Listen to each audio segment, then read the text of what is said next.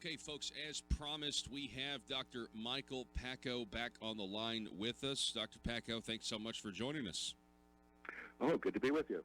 Absolutely. So, folks, if you don't know, if you've been living under a rock, Dr. Pakko obviously is an Arkansas economist with the UALR, and he likes to, go over the numbers and analyze what comes in. So, Dr. Pakko, we got some new numbers this week, didn't we? Yes, the employment report for October came out this week, so we have a fresh view of how things are going in Arkansas's labor market.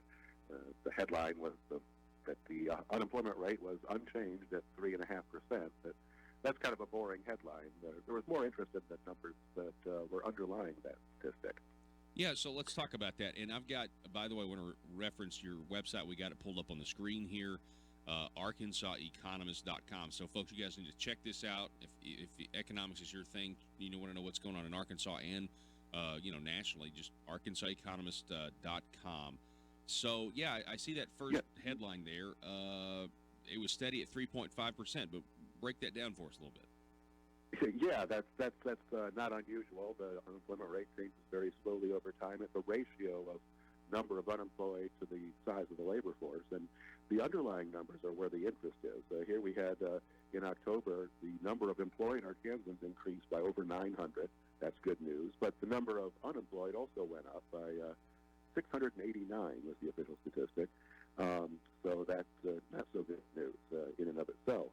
Now, when you combine the two, that means that the entire labor force increased by over 1,600 people, and that's actually a good sign in and of itself. What we're seeing is evidently job opportunities drawing people into the labor force, whether or not they initially or immediately find a new job.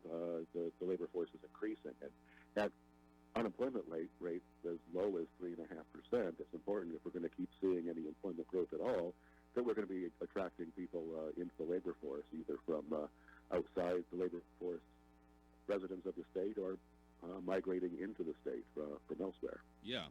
And then I see down here we have this payroll employment. What can you tell us about that? Well, the payroll employment is usually the more interesting aspect of the monthly report. It tells us the breakdown of where the jobs are by industry. And I was a little bit heartened to see this time around that manufacturing was very strong in October, up 1.9%. That's important to me because I had just come out with my forecast for the state last week, where I emphasized that manufacturing's recovery is a positive indicator, and that I expect that to continue to help drive Arkansas's economy forward over the next year to two. So it's good to see that was reinforced. So actually in October we had strong growth in construction, manufacturing, the goods-producing industries. Continue to see some disappointing weakness in the service-providing sectors, in financial services, health services. So those have been important drivers of growth over the past few years, but over the past few months have shown some slowdown. We're talking again with, Arkansas economist Dr. Michael Pakko. Michael, what can you tell us about this other, I don't know if we've gotten to talk about Arkansas's GDP this month, but I see this other post here from the 7th, and did that come out at the beginning of November? Yeah. So this would have been the first week in November. We got the latest reading on Arkansas GDP in the second quarter of the year. So it was 1.8% growth, right at the midpoint of all the states in the country. A little bit lower than the U.S. growth rate of 2%, but right in there, commensurate with our population growth and the overall expansion of the economy. So it was kind of we're still growing right along with the rest of the nation kind of report that we got on GDP. I see here, though, you write right below this map we've got shown on the screen here, over the past 5 years, Arkansas's growth rate has persistently fallen short of the national average. Why do you think that is? Well, in part it's the mix of industries we have.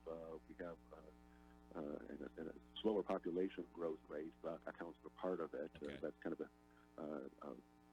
vicious cycle, a double-edged sword. When you have job growth, you get population growth. But when population growth is slow, you don't need as much job growth to employ the population. So that's part of the difference. But It's we suffered a real decline in manufacturing employment over the past decade, and I think that's a big part of the adjustment that the Arkansas economy has been having to go through.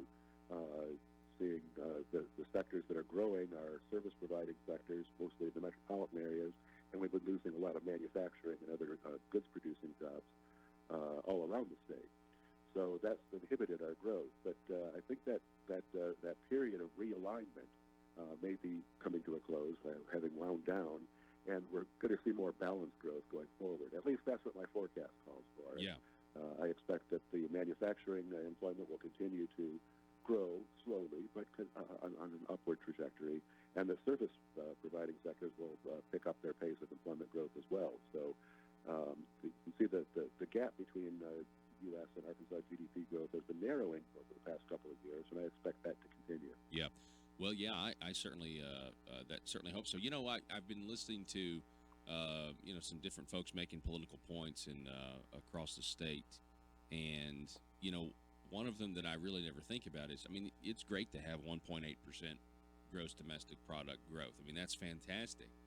But if you're running a race, you know what I mean, and and the other competitors around you are going faster than you are, in order to ever catch up to them, we've got to really set the bar pretty high if we ever wanted to catch some of these states that were lagging behind. Is that right? Well, that's right. Per capita income, for instance, is about 80% of the national average. It's been creeping up from maybe 78% a few years back.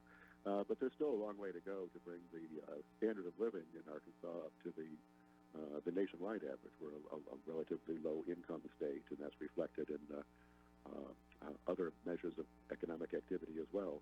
So, yeah, we'd like to see growth, certainly in a per capita sense, faster than surrounding states, so that we can kind of catch up with the national average. That's, I think, at least an implicit goal of most of the politicians around the state, is to see that convergence take place. Yeah, absolutely. Hey, speaking of politicians, I know I brought it up and you just referenced it, but hey, I've got to get a question in here about because of your affiliation with the Libertarian Party. Outside your role as an economist, I thought I would ask if you thought this was pretty interesting, where the Democrats have a candidate that files, and then they the Senate candidate Mahoney drops out of the race, and then the Libertarian Party was like, well, there is another candidate in the race. There will be another candidate, because the Libertarians get overlooked so often. Yeah. Well, hey, let me change my hat here for a minute. Take off the economist hat, but the political one. But that certainly has been a very interesting development. The headlines were, of course, that the race was now over, that suddenly there was going to be no opponent. But hey, there is a Libertarian in the race, and I think overall, you have to say that at least a positive prospect for Arkansas to have a choice on the ballot. You'd think that would be a positive thing, rather than just our senator will automatically go on to serve another 6 years. That just seems rather anti-democratic. I certainly hope that the media and the public pay attention to the fact that there is going to be a race there, and regardless of whether the Democrats will get another candidate on the ballot, Ricky Harrington Jr. is the candidate of the Libertarian Party, and as far as everything goes, will be on the ballot in next November. That's it really is historic that there will be a likely a Libertarian on the ballot, but there won't be a Democrat, and it's just been a very interesting week or so for the Democratic Party. Dr. Pakko, I always appreciate it, sir. Thanks so much for coming on the program and breaking down some of these numbers. Oh, my pleasure. Hope to talk to you again soon. All righty. Yes, sir. Folks, back in a minute.